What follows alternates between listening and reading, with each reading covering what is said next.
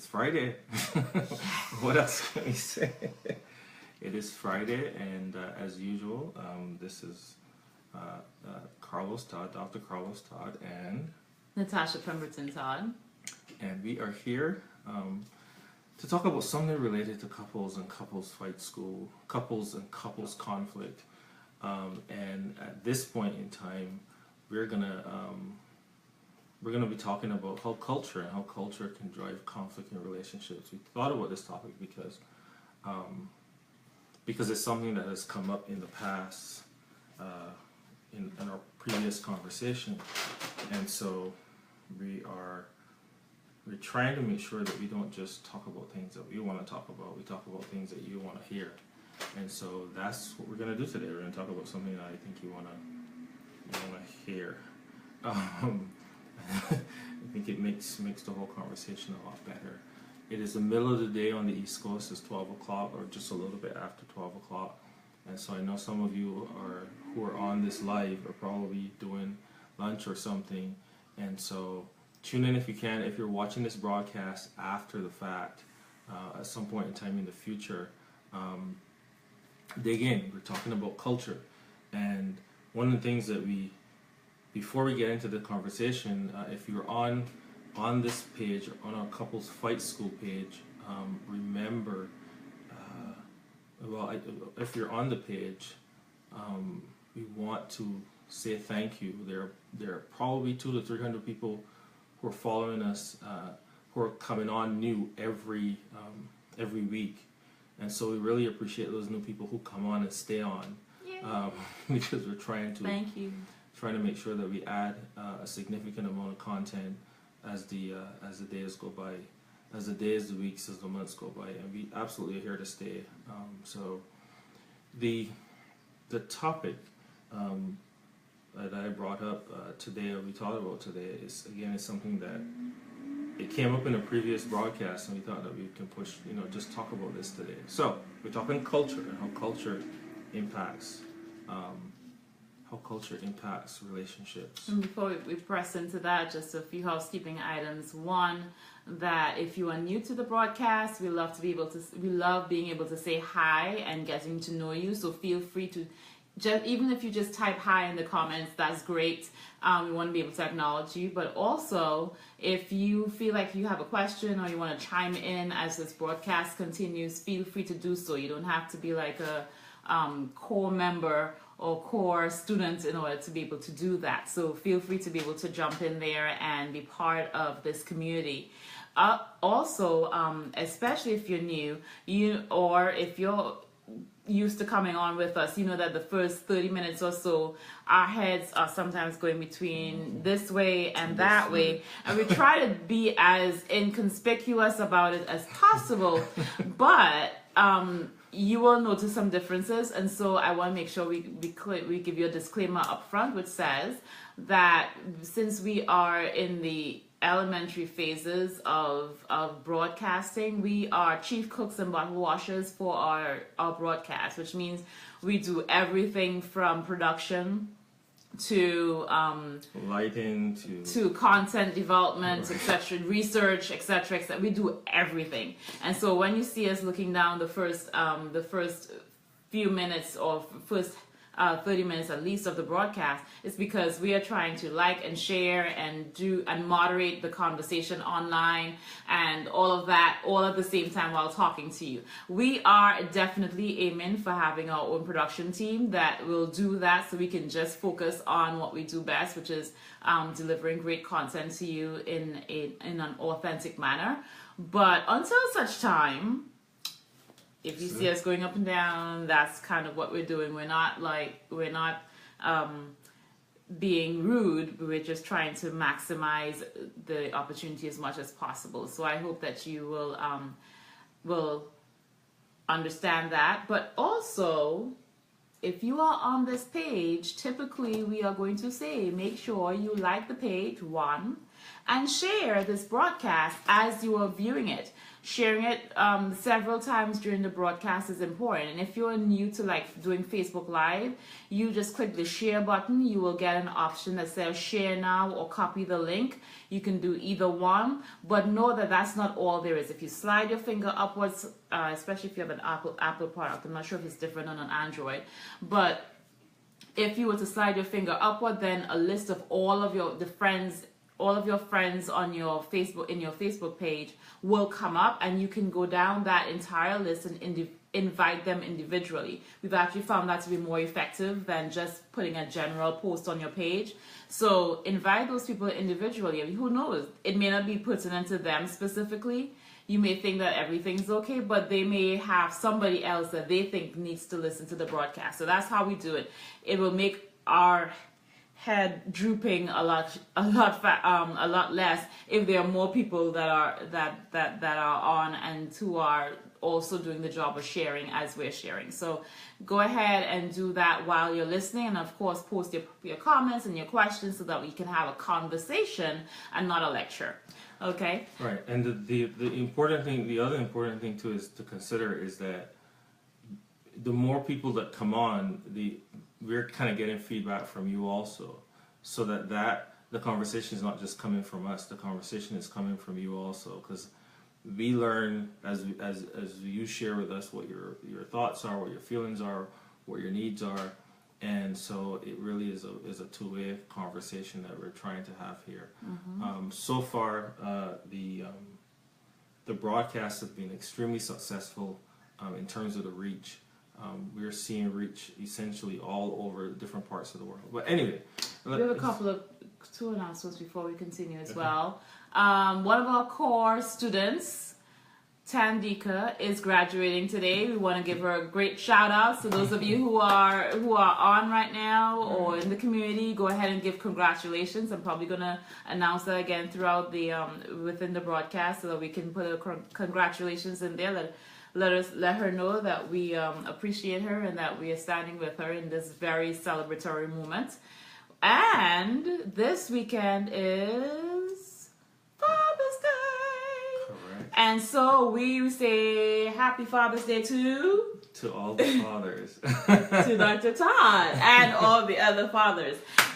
We thank you for being a great, we thank you for fathering us in some way, because you're providing leadership in an area that some of us have never had.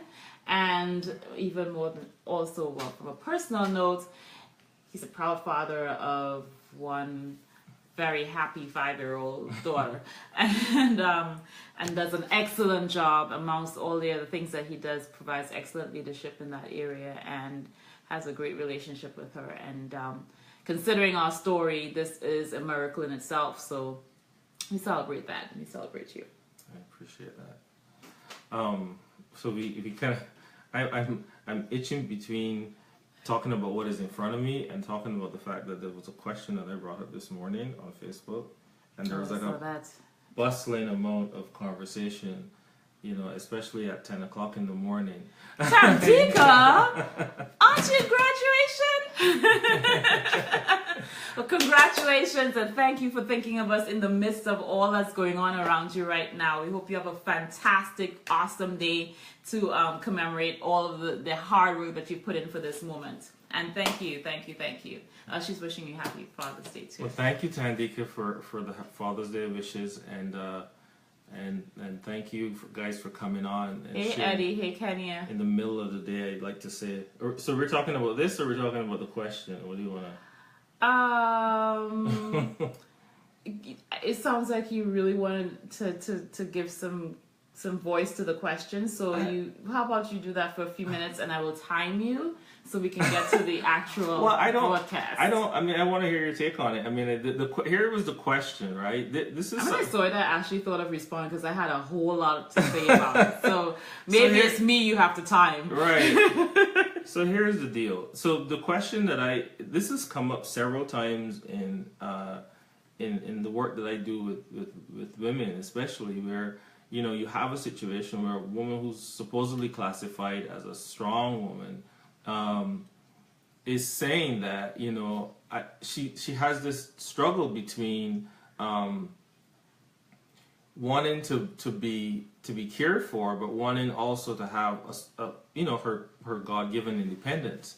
And so I hear women will struggle between this idea that I like the bad boy type, but at some level that is not satisfying. But then you swing all the way to the other end and you kind of talk about the nice guy type. That apparently isn't satisfying. So there's this confusion. I guess that I have some answers, but I don't have all the answers. So the idea was that. What's the question? The question was, what was the question again? The question was, why is it that a woman will say, the woman will say, I need a man to stand up to me.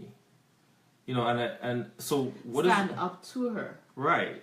Oh, I thought I read it as stand up for her. No, it's stand up to her. Oh. Right? So it's like... I have no I don't know. I got nothing. Nothing? So that was the question. So at some level, I mean, we don't have to go on and on about this, but that was the question. What is this idea when a woman says, I need the man to stand up to me?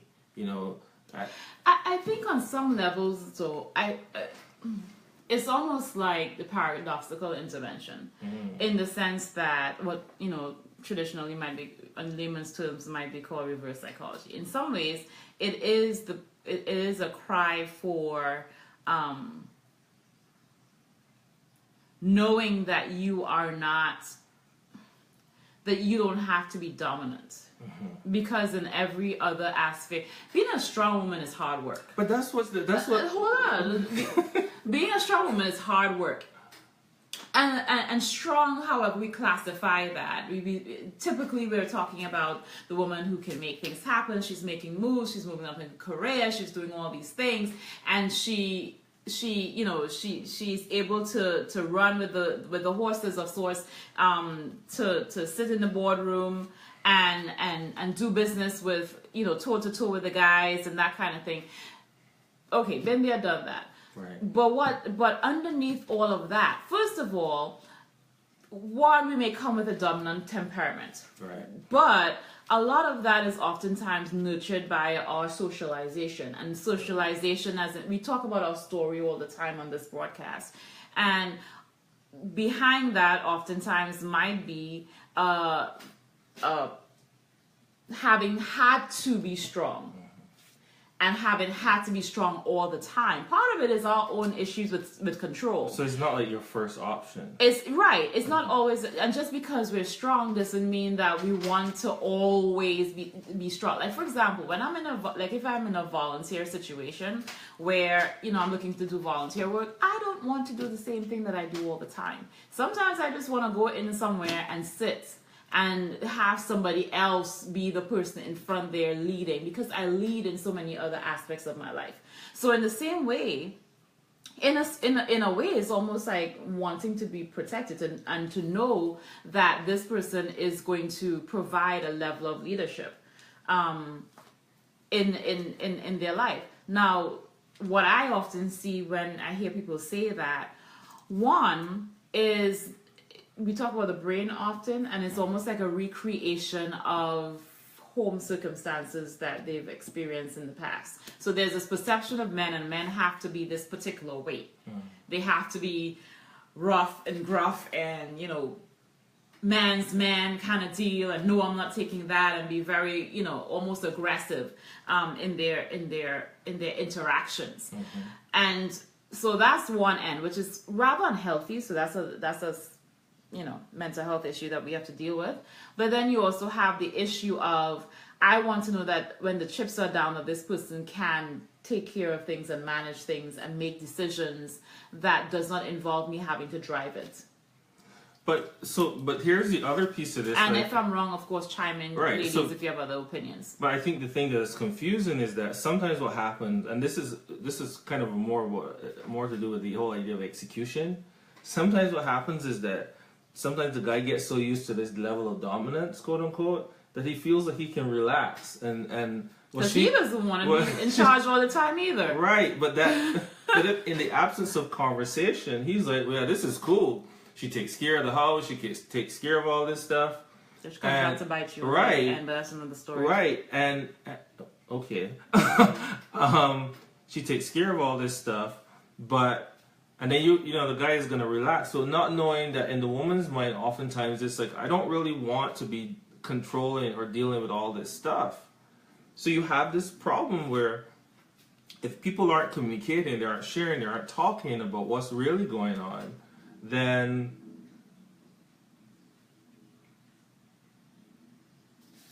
there's loss. There's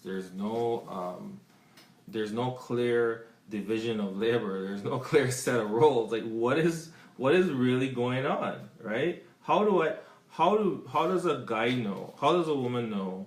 How does a man know in this case that it really is his responsibility to take care of things? And let me say this: take care of things, I think, is not take care of things like paying bills and all that kind of stuff necessarily. Because one of the things that I've realized is that in this age, in 2017, and long before 2017, women and men could take care of themselves all by themselves. They don't really need one another, but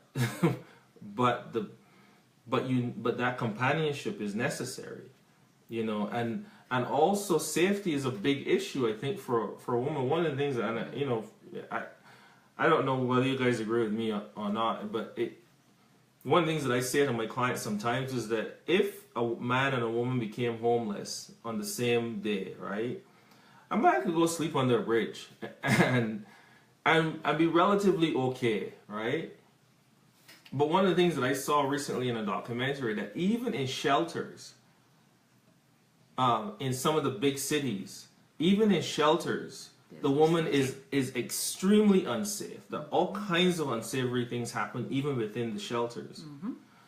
So I think there is always this cloud of safety that hangs over a woman that doesn't necessarily hang over a man, and that's comparatively speaking. Mm-hmm. So the woman has to be consistently concerned about her physical safety, and at some level, because of socialization, or even because this is the way how God designed us, there's a level of emotional safety that is also necessary. Mm-hmm. So you kind of have these things kind of at play, and at the end of the day, couples really need to have conversations.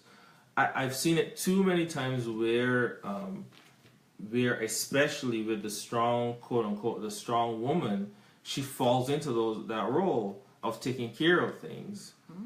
And then the guy gets used to it, and he believes, probably subconsciously, well, I don't have to do this. And so he doesn't. Or this is what happens also. He makes the attempt to come in there and do some of the things, and he gets shut down. So it becomes a self-fulfilling prophecy. Exactly. Right. Because of the control issues. So the issue becomes like, how do you make sure that you allow the other person to really provide a certain level of safety, and when they make those attempts to get in there and try things and do things different for you, that you don't rebuff those things. Because when a man or a woman get used to a certain amount of control, hey Vivian, Dedo, is that how you pronounce it, or D-dot? Okay. If we are massacring your name, please put the pronunciation in the comments, because we really hate to mess people's names up. I know. We did our best, but if it's not enough, please put that in there. We just wanted to acknowledge that you're on, and we're not used to seeing you, so welcome. And I think Jill was in there as well. Jill Johnson, she's in there as well. So welcome, guys. Right. So, say hi. So if the woman gets used to, the man gets used to a certain way of operating, and the guy tries to make change, and oftentimes the woman or the man, depending on who's quote unquote in control, they rebuff that attempt, and then will turn around and complain that the guy isn't providing a level of safety and consistency, and a lot of it may have to do with sabotage. That you know, one of the things that I say to clients when they come in and they sit down in front of me and they ask for we want change, and I'm like, are you really ready for change? I'm supposed to say, oh great, let's do this, but the problem that I see is that let me kind of explain it in the best possible way that I can. You really like this topic. No, even to help myself understand this, that I asked that question, right? If your husband or partner, or a wife or partner is emotionally unavailable, right? And they go outside and they get struck by lightning, and all of a sudden they are no longer emotionally unavailable because of the magic of comic books. They're changed, and now they become, the mighty Mr. or Mrs. Available. So now they're totally changed. So now this person is totally in tune with what your needs are, totally, willing to provide you with a sense of safety. They're calling you, they are making sure that they remember your birthdays, they go for a walk with you, they're doing all this stuff, right? All of a sudden now, you don't have as much control as you used to, because this person is there, and you have to navigate now. How do you set more boundaries, right? How do you maybe sometimes the person may be doing something that you don't really need. How do you say no, right? Mm-hmm. How do you navigate this different person? So you know how to develop your norms. Exactly. And so for your relationship. So people say, I want this stuff, and then it's like when they get it, this is too much. I can't. I've had people tell me this. Mm-hmm.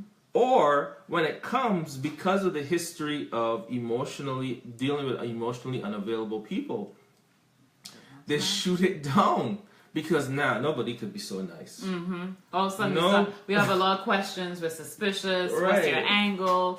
And we do sabotage. Again, it's not always an intentional thing. If you've been with us for any length of time, and if you have not, go back and see all the other videos that are posted there on our page.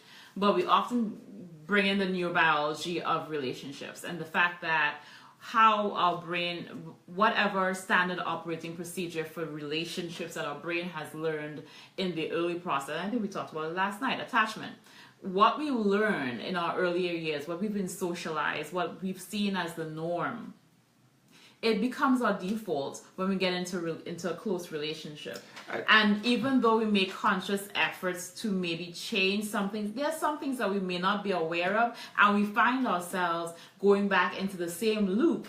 So, for example, we say we want a guy who's emotionally available, but if we've never experienced a healthy relationship with a guy who's available, chances are when we are in that kind of relationship with an emotionally available guy, the first thing we'll be like, he's too nice, right? Or something's wrong, or because we're so used to being in that way of suspicion, and we just don't know how to make that switch. And so that's why it's important for us to also be aware of our own stories so that we understand our blind spots and go to counseling. People go to counseling. Yeah. But it's important to know that, because sometimes we do we say we want one thing, but we sabotage ourselves in the other arena. I'm thinking of one thing in particular, but anyway, yeah, like in chivalry, a guy opening the door for you or things like. If you're, you like that, I think chivalry is not dead, but that's my personal thing. But in the absence of seeing that as a norm or a pattern for relationships, for much of life, then even though it's something that would have been high on my priority list, it wasn't something that I looked for all the time. But then when it wasn't there, then I complained about it. Right?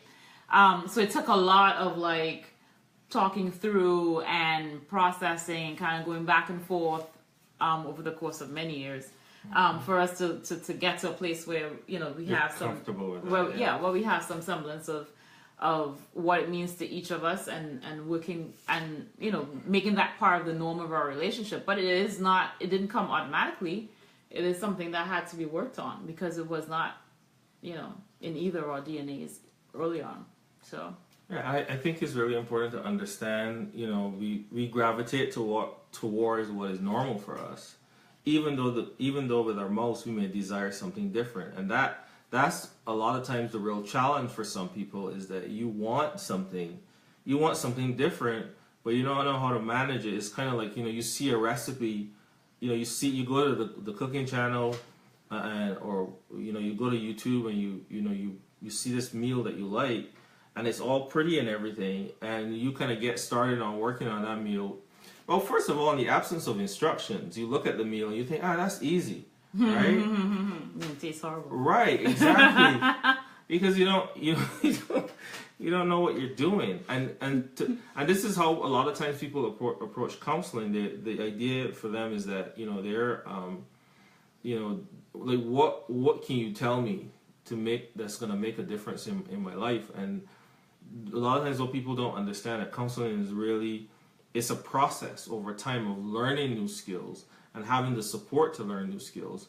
And and we in the profession should be providing people with a path towards creating new skills, because the brain is going to lean towards what it knows. I mean, I was just thinking about the fact that we took the gate off the the child gate thing after all this time off the upstairs there, and every time I come around the corner, I'm like putting my hand to like take the gate, right? Because the gate has been on there for 5 years, almost 4 or 5 years, 4 years. Yeah. The gate has been on there for 4 years, and we took it off.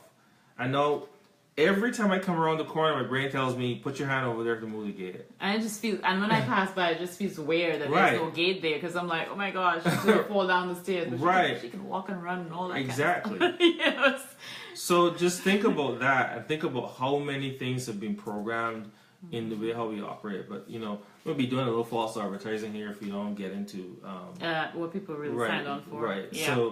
So we're talking about how culture impacts relationships, and we only have an hour, so we try to not. And in a way, we were just talking about that, because when we talk about culture, we're not just talking about ethnicity or countries and all of that that tend to be conjured up. We are also talking about just individual histories that are culture in terms of the norms of that particular family. That's the culture of the family. Right.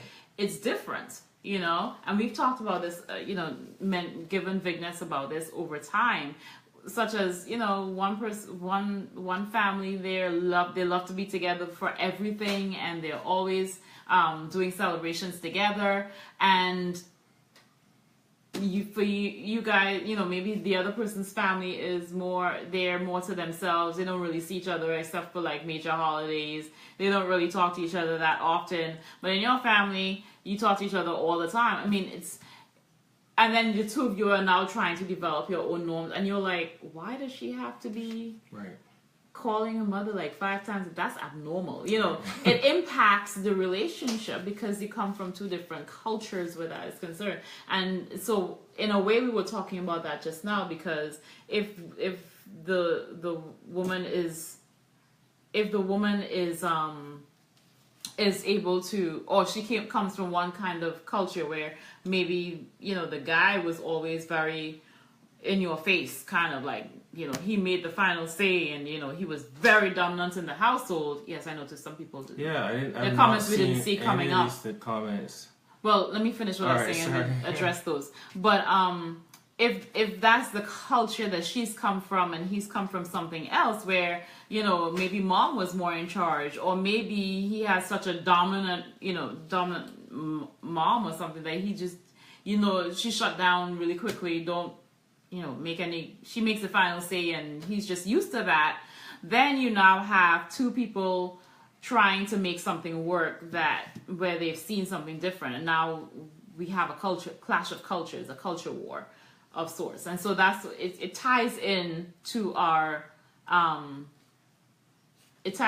conversation here in many ways. I want to tie it. So let's address, we've seen a lot of comments came through, guys. We're sorry that we didn't address them earlier. I noticed that it just wasn't coming up on our feed, and I just looked down and I just see that a lot of people have come on since. So hi Imelda, hi Dr. Danae, Eddie Simon, Reese, Miss Priscilla, hi Michelle, Delissa. Delamay, Judith. And I see we have Delissa who's also chiming in with it. Thanks for coming on and just jumping in there. You're saying that you're married and you love listening to good advice. And I hope that what we share with you is applicable to you and helpful to you. Go back to some of our previous videos and broadcasts, and hopefully you find some things in there that are also relevant to you and your significant other. Vivian says, hi. I hear that all the time, Dr. Todd. People don't believe that I am authentic because of being kind, caring, and love. Unfortunately, you know what?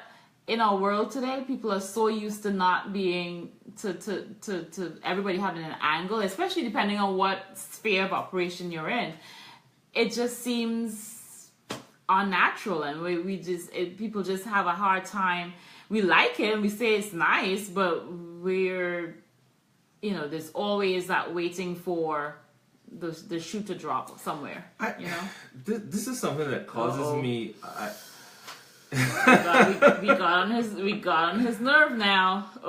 This is something that causes me a lot of pain because this is what I came from, and I think in some ways Natasha will agree with me that there is so much overvaluing of negativity. There's so much overvaluing of criticism that when I approach people and I say, hey, the antidote in some ways to restoring this relationship is that the two of you need to be nice to one another. It's like, what? It seems overly simplistic. Did I just pay you money for you to tell me that I need to be nice to my husband or nice to my wife or nice to my partner? It does not seem real, because there isn't this idea that if I'm critical of them, then that will motivate them to change. But if I say, hey, you did a good job, I appreciate you for doing this, I appreciate you for being you, it's like, what?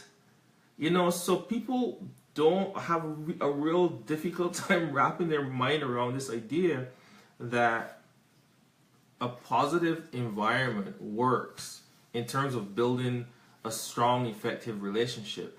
And it is a cultural problem. It is the culture of relationships that the culture of how we interact with one another, how people interact with one another that drive this stuff. I was having a conversation with someone yesterday about, the story that I tell you about going to my old school, that I had not been to this school, the primary school. I had not been to the primary school, what you call here elementary school. I had not been there in 25 years maybe. And the teacher was there. The teacher that taught me when I was 8, 9, 10, he was there still, right? So I had not seen this guy in 25 years.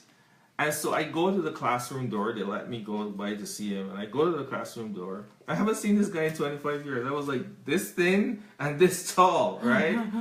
And he sees me the first time. He's like, you're going to just stand at the door? Come inside. No, hello. Hey, it's really great to see you. What's been going on in these 25 years?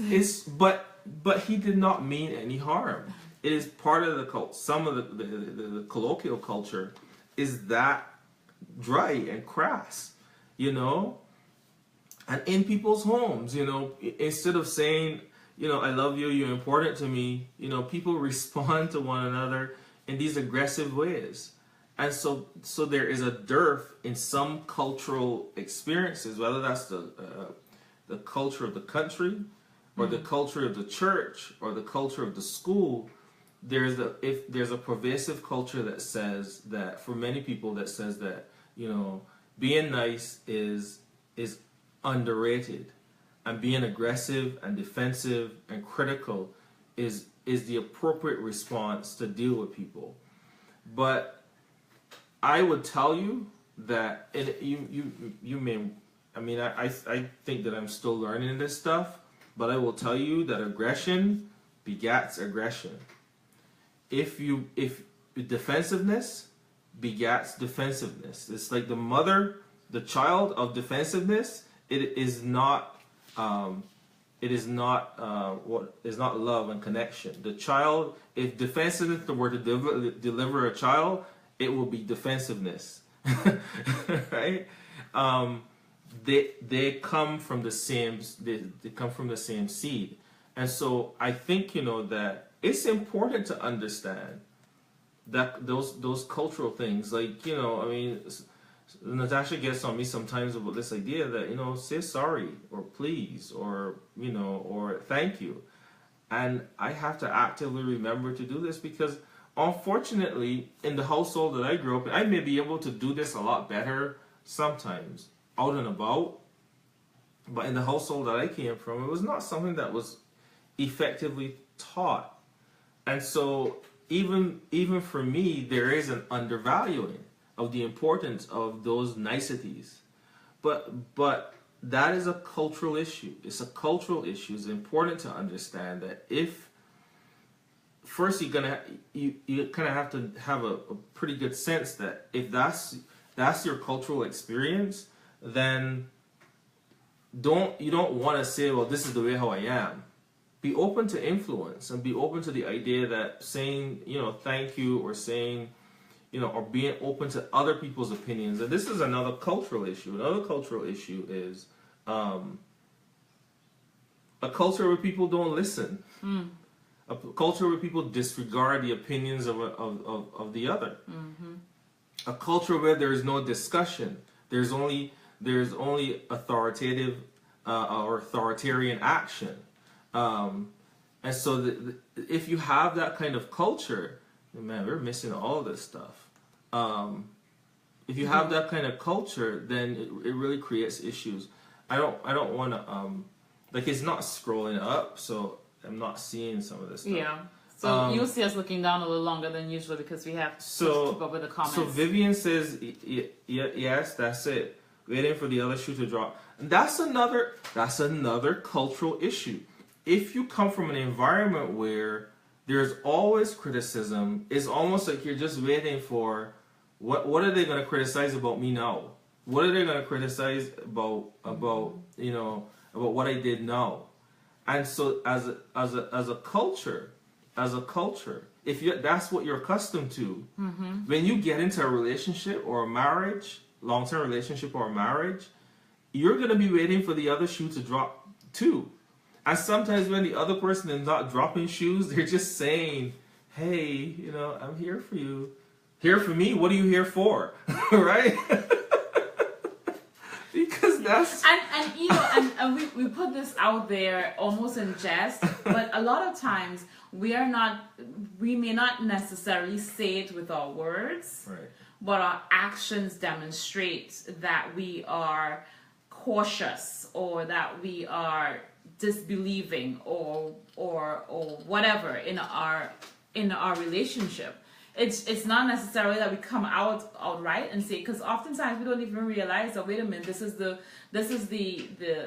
core belief from which we're operating, but it comes out anyway in how we respond to the, like you were talking about last night, the bid attempts of the other person to be nice. Right. It comes out in how you respond to them saying something, you know. So yeah, it just comes out. Period. But I think what I'm encouraging couples to do, even in your individual world, is to never assume that a behavior that you have is the sum total of your personality. That there are some things about you that can change, and there are a lot of things about how we operate that are programmed that way, and it doesn't necessarily have to be that way. Exactly. So neuroplasticity, guys. Right. Be open to influence. Be open to the idea that I may be unintentionally demonstrating a certain amount of contempt for my partner, because that's what people around me did. If you came from an environment where you are one of 5 kids, right, and you were like kid number, the last one, right, or one, the last 2, right, you gotta fight for space. Otherwise, you know, the other kids are gonna crowd you out. Conversely, if you were, you know, an only child, then all you know is, you know, like we say in Barbados, right? You say all you know is to brag for yourself, right? All you know is that I go out there and I do what I have to do for me. Mm-hmm. And now you say, oh, I love this person, I want to be in a relationship with them, and we're going to be cool together, everything is going to be all right. Yeah, it's not that easy. When it comes down to decision making time, you just make a decision, you keep on moving. You forgot to even tell the person that you made the decision because Right. you were so used to doing it on your own. Right. I mean, and we're both two firstborns, and we're both significantly older than our siblings. So imagine that in a household. We're both used to just getting it done and Don't really have to do doing it. what you have to do. And we both grew up in households where we were somewhat isolated, so we just know how to take care of ourselves. And having to work through that over so many years has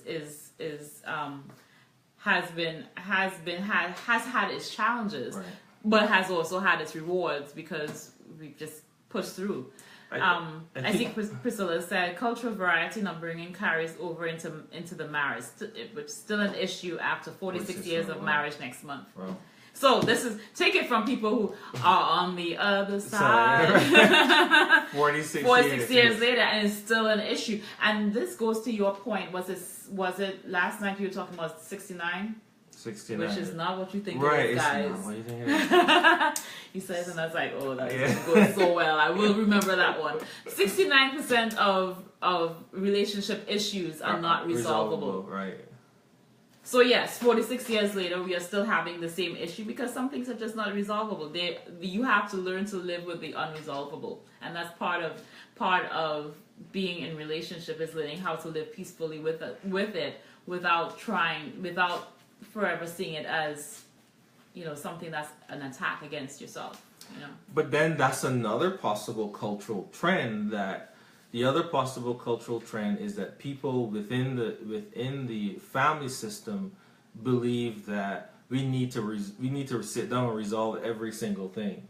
Let's call a meeting. Let's try to resolve it, right? Or let's resolve it. And while I think calling meetings may be great, the idea is that that in some situations, it just, not in some, a lot of situations it can't be resolved. I think one of the most liberating things for me in marriage is to understand these days, because I was the guy who would want to talk about the things forever and ever and ever and want it. She's like, yes. And one of the things that I've learned is I hate repetition and long explanations, and then just get to it. So one of the things imagine that culture difference. Exactly. One of the things that I've learned is that it's just leave it alone. I may say what I have to say. Yes, Vivian, 69%. I may say what I have to say, but that's the end of it, and I don't forget about it. I want to move on, and it's not that there are important issues that need to be discussed, but for the most part, she has her personality, I have mine, and there's some things that, it is what it is. You have a bad day, you get up in the morning, you're cranky at night, you did this, you did that, let's move on, right? And to me, that creates a space, hopefully, where that person she's free to be herself, because it's not like every single thing is a thing, is an issue. Yes, Vivian, it is 69%. Vivian, she's traumatized. You need some counseling for PTSD. Priscilla says both must acknowledge first and foremost and willing to change. Right. So and that's why we talk so much about knowing your story and knowing your partner's story, because unless you are able to, if you are not just in terms of knowing the general, but really getting into the details and seeing how that story relates and can impact your relationship, unless you're willing to look at that and acknowledge it, then yes, you're right. It will continue to, it will then bring in resentment with his bags that will stay resident forever. You go back to last night's broadcast to get that. How do you? But resentment will show up at the door and move right in, squats in your house, and say, "I'm going to be here until whenever you're ready to pick me up." Right. Resentment knocks at the door and says, "Hey, I'm here for a little while." Starts to unpack. Where do I stay? Right. Brings his friends anger, brings his friends and so on. Right. So Vivian, so let me tell you where this comes from, this whole 69%.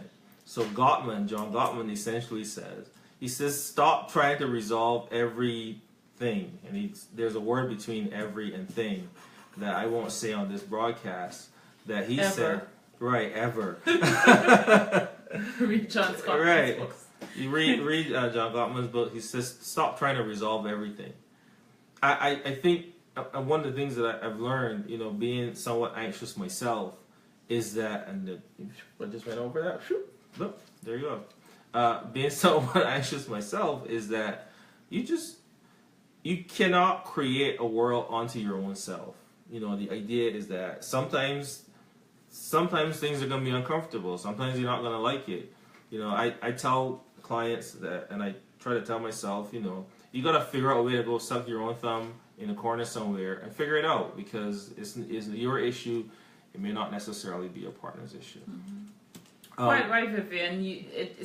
Knowing the story sometimes helps to alleviate some of the frustration. You're able to live with it. Your empathy kicks in, but you also recognize that the person it's not a personal attack against you. Right. And we talk about this in our previous broadcast, where we also talked about differences in temperament types, like introvert versus extrovert. Go back previously. You gotta go through. We have a broadcast on that, but because then it removes the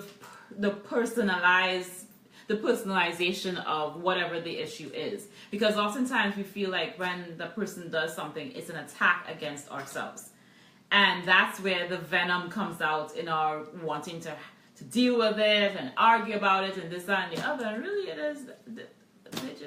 it's not something that was a priority for them, and it just doesn't come up. So they have to work that much harder at doing it because it's not their priority, or it's not second nature for them to do it. I think the other thing too that I try to share with folks is sometimes it's like voting. When you vote, it's like, where's this going? Sometimes when you vote for a candidate, they're not necessarily the ideal candidate, but you desperately dislike the other candidate. so you're not voting. So you're not voting for that particular person. You're really voting against the other person, right? So what does this have to do with what we're talking about? Yes, please. A lot of times your partner is not doing something against you; they're doing something for themselves, right? I'm laughing at Vivian's comment. It's not me, it's him. No, got you, Vivian. Got you. No, what I'm saying is that you're doing something in your own interest, and you're really, and if the partner sees it as an attack on you, it's not necessarily an attack on you. It's really something that the person may be doing in their own interest. Mm-hmm. So. Mm-hmm. Let's So culture tends to, I think we've kind of jumped in there, right. But culture also impacts food, like what you're going to eat in the household, the kind of social interaction that you're going to have, because there may be differences in how that's done, mm-hmm. and even love. And again, we want to get away from just seeing it as a ethnic or country or nationality kind of issue. It's not just that. It's just about, we're just talking about, welcome Deborah, the norms of a household. And we don't even realize that it's just, two people can grow up in the north of the US and still have very different culture norms, because one person may be the first generation American, the next person may be a 10th generation American, or we all have different strains that impact our culture, that impact our relationships because of our cultural background. And right. So we want to be able to acknowledge how those things impact. Like, what are you going to eat? One person likes pasta, the other person likes rice or bread most of the time. One person eats it has to have meat at every meal, and the other person is like, I need to have some tofu. I can go without meat from time to time. And the other person's like, no, where's the meat on the table? So all of these things are going to impact your relationship. And we cannot die on every mountain, folks. That's the big... We can't die on most mountains. 69% of the mountains we cannot die. Just remember that 6 and that 9. Your tone of voice betrays something very different. Anyway, but yeah, you can't die on every mountain. So if you go to a broadcast where we talk to those who are contemplating marriage, and the things that you need to know in order to do that, we talked a lot about developing new norms for your relationship.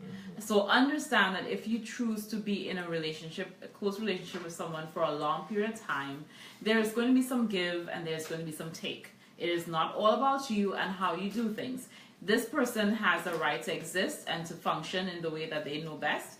And so they are going to there are some things that are non-negotiable to them that may not be non-negotiable to you, and vice versa. So it is a lifetime of figuring out what that middle ground is going to be. What are the non-negotiables for you? What are the non-negotiables for your partner? And working towards a common resolution. Resolution not meaning that it evens out peacefully, but you learn to live with it, or you find a way to manage, the situation. There are kind of that's healthy. There are two things kind of spinning in the background. Is that one, if you don't consider the other person's needs or the other person's cultural origins, that what can creep in is this idea that you're really not interested in me, and so right. So sometimes your partner is going to defend themselves, not because I think I said this earlier this week in a post, not because you're wrong, but because you're not safe. Because of this perception that I can't make a decision to try to cook the way how he does, because every time I cook the way how I want to cook, he criticizes it. So you might have the best chef hands in the world, right? You may be better than your partner, or she may be better than you. But one person is not going to go over to the other person's side or consider even kind of creating something new if there is a pervasive disrespect. So you start with the idea that, let me see what you're doing there. I like this. Man, I don't really like this, right? So that person knows that at the core you still respect them. So people fight typically against this idea of feeling disrespected. And so it becomes important, because we have 10 minutes left, maybe 9 minutes. How do you deal with some of these cultural issues? And we've talked about some of these things before already. Seek first to understand. And if you go to last night's broadcast, we spoke at length about that. Seeking first to understand, then to be understood. Right. So you want to seek first to understand, but and how do you do that? How do you demonstrate that you're trying to understand? We talked about that last night. Simple questions like, "Hey, this is the way how I see it. Like, how do you see it? What are some of the things?" Going to give me a sense of where your mind is on this issue, where is your mind on that issue, as opposed to, this is the way I see it. In Barbados they say like it or lump it, right? You make a decision, you make a decision unilaterally and not really considering the other person's perspective. Hey, Kara, and bon sabat to you, Nigel. So you seek first to understand by asking probing questions, not interrogating questions. Why did you do this way? Hey, help me to understand where you're coming from. It's not a whole lot of rocket science. It's the same thing that you do when you are head over heels in love and you want to just know everything about your partner and you're all googly eyes. You do the same thing. Right? You do the same thing in this situation. You ask them follow-up questions. You ask, just open-ended. Your questions are open-ended and not just yes or no. So how did you all do such and such and such? How did you all celebrate this holiday? Or how did you all do something so and so when you were growing up? Or what did you all say? How did your mom say this to whatever? You also seek to understand by observation. Yeah. Pay attention when you don't avoid the same way you paid attention in the beginning. Right, exactly. Well, yeah. Anyway, but pay attention. Don't avoid the family circumstances because you do the family gatherings just because you don't see it as important. Go around, observe how people interact with each other. How they, is there a smile on their face or people appear to be distant? Just observe. Ask questions. Talk to uncle so-and-so and auntie this and that. gather information. You're not doing it from an investigative, like the person's under attack kind of way, but you're really trying to understand why things happen the way they do in this particular household, and that is what really helps you to develop the sense of empathy, because sometimes people don't even realize why they do what they do. So you're just saying, well, why do you do that? Deer in the headlights. Right. So you have to just be gathering information. And this is almost like a trick coming, not trick, but a tool coming out of the therapist playbook, because when we're first meeting with someone, we're not just jumping in there to tell you you need to do X, Y, and Z in this situation. No, we ask a ton of questions first. And the reason why we ask a ton of questions is because we want to understand this problem in context of who you are and where you come from. Right. And so we need to get all of that information first before we say, well, okay, maybe we need to look at this or look at that or look at the other. And oftentimes, I don't know how often this happens to you, but this happens to me often as people are telling the story and we start asking certain questions, they start putting the pieces together, because nobody's ever done that before. Put all of these pieces together. Yeah. And sometimes for us it's like, duh. Right.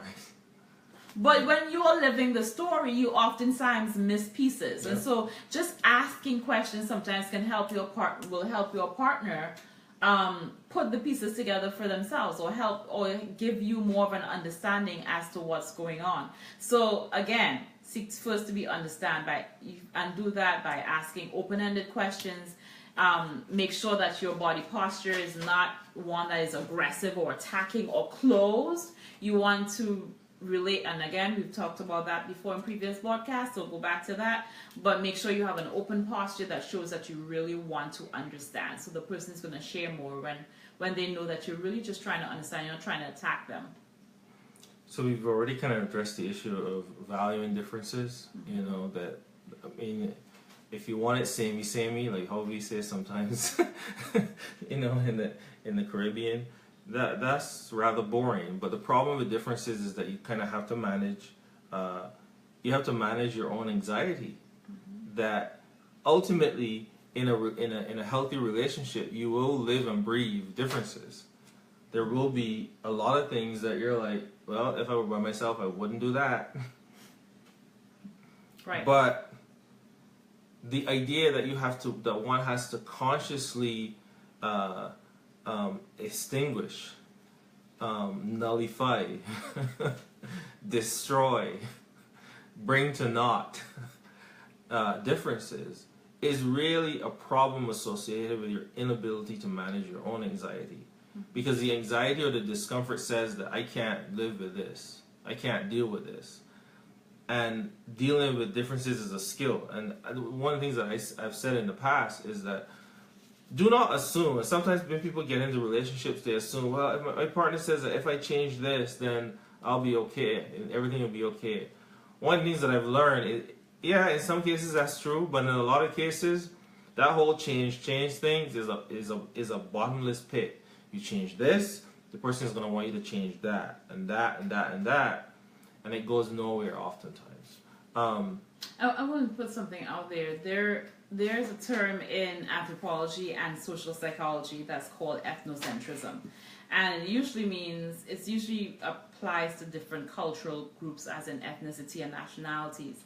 And ethnocentrism suggests that it's something to be avoided, first of all, because it means that one culture sees itself as superior to another culture, and therefore your interactions are act accordingly. So hence the reason why we have things like colonialism, we have imperialism, we have slavery, of course, and so many other kinds of oppressive kinds of actions over the years, because one culture saw itself as above another and went in and imposed that on somebody else.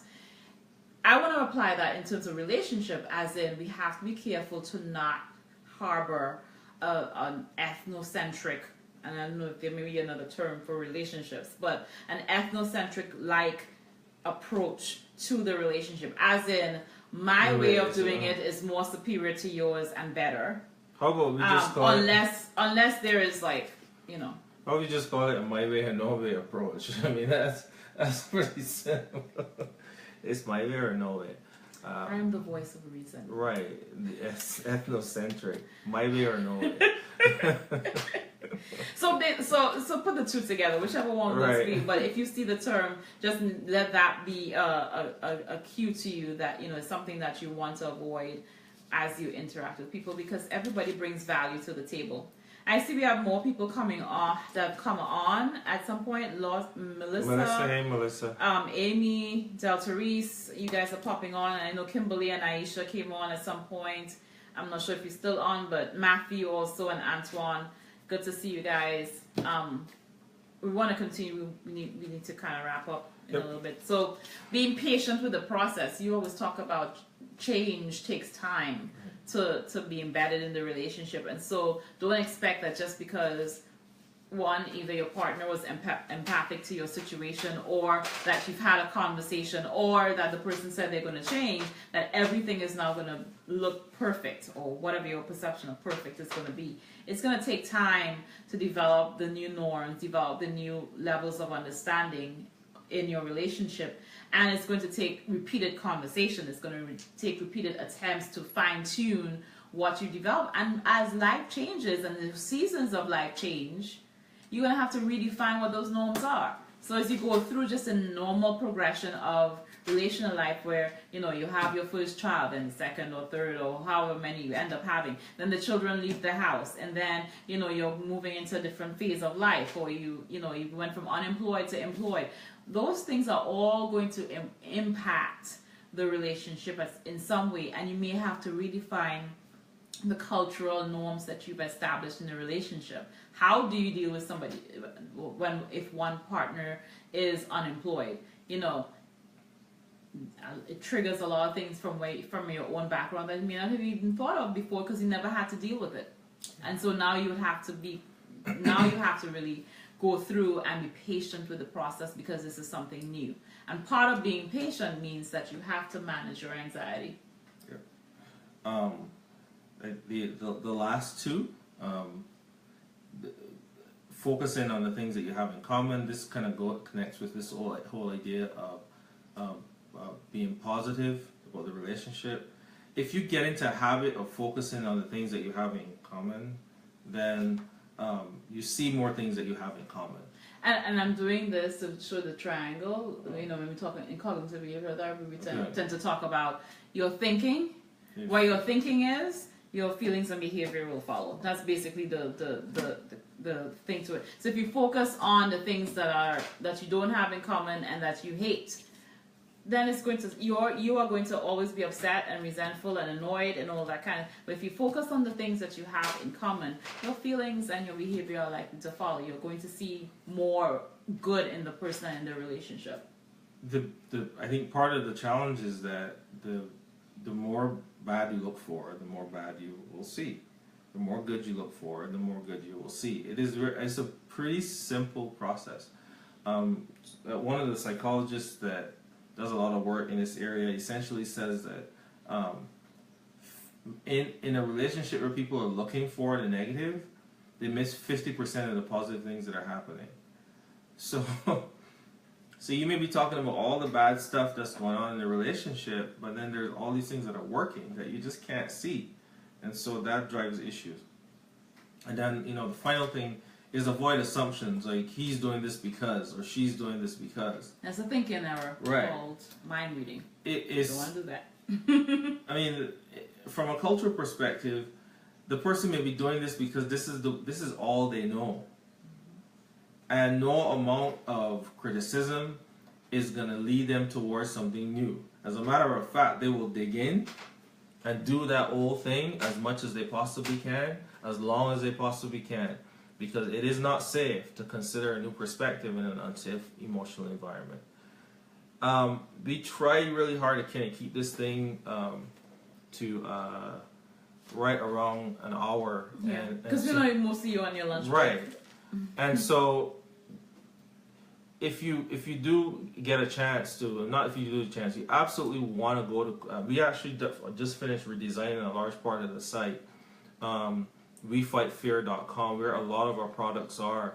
You want to take a look at those, as well as Couplesconflicts.com, couplesconflicts.com, WeFightFear.com, MasteringAnger.com for courses on anger management. management. On anger, managing your anger.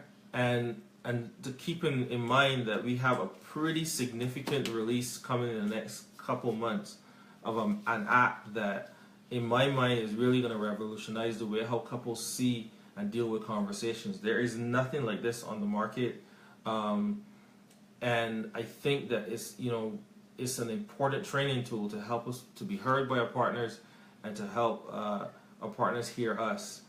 There's nothing in this world like being heard by somebody who said that they will hear you, and especially somebody who knows all your faults, somebody who's going to hear you, but they know all your secrets, stuff, but they still are willing to hear you out. That is a powerful place to be. And so, guys, as always, I appreciate your time. If you have a topic that you would like to hear about, if you came on new today and you just had a topic that you want us to talk about, please put it in the comment section below. You just put topic, colon, whatever the topic is. Mm-hmm. And so there are some things that I've been playing around with in my head in terms of new topics. So I'll put some of those things out soon. But either way, thank you. Anytime that we have this number of people passing through at 12 o'clock in the day, it is something that we really, really appreciate. So. Yes. Can I say something I Sure. appreciate? Yeah. I appreciate you wearing the shirt. Oh yes, this is my this is a shirt that my wife made for me. I run toward, it's backwards, so I run towards conflict, and so this is my story. As a child, I ran away from conflict. As an adult, and as a conflict management expert, this is what I do every day. I run towards conflict. I run towards conflict in my websites. I run towards conflict in my work, in my office. I run towards conflict wherever I go, right? And so I run towards conflict, and then it says "We Fight Fear." Really great shirt, and that's another thing that we do on Couples Fight School. There are a number of shirts there that we have available, And more to come. So and definitely more to come. Keep an eye out for them. And happy Father's Day to those of the fathers who are listening and those who you will share this broadcast with. Happy Father's Day to you. Well, thank you. And happy graduation to Tandika. Whoop whoop. And anybody else who's graduating out there, we'd love to celebrate this kind of a journey. So congrats to you guys. All right, I appreciate it. Sean says, you probably already addressed this many tones. Can you point to lessons on communication styles and commitment in making things work? We actually have not. But that's the communication styles. Communication or conflict styles? And commitment. Times. Communication times. Communication styles and commitment to make things or times work. To make things work. Okay. All right. Is that a topic you want us to cover? I don't know if you both. Those okay. two got separate topics. Okay, so we haven't. So can you put topic colon so that when we go back in the feed? She did.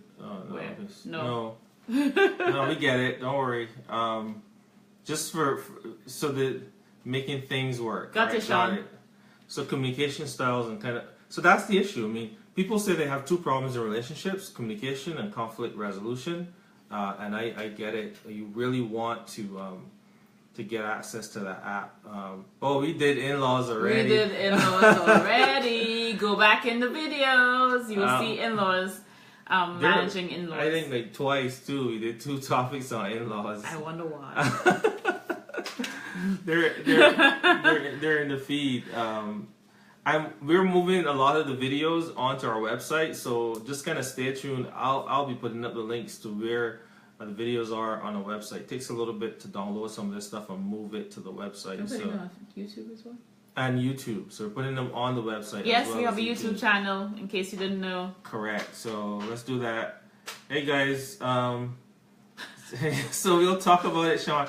We sense a sense of urgency there. We'll do that, but we'll put up the topics for Friday, for Thursday night, as well as Friday next week. So keep coming back to the page. Make sure you like it. Sometime over the weekend, we'll put up the new topics. But make sure you like the page so that you can get notifications as to when we post new things and when we post the topics, most importantly. And definitely share it on your pages prior to, so your friends and family and enemies will know that it's coming on and it's pertinent to them. Correct. Hey guys. Bye-bye. Happy Father's Day and farewell. Great weekend, guys. Take care. Bye.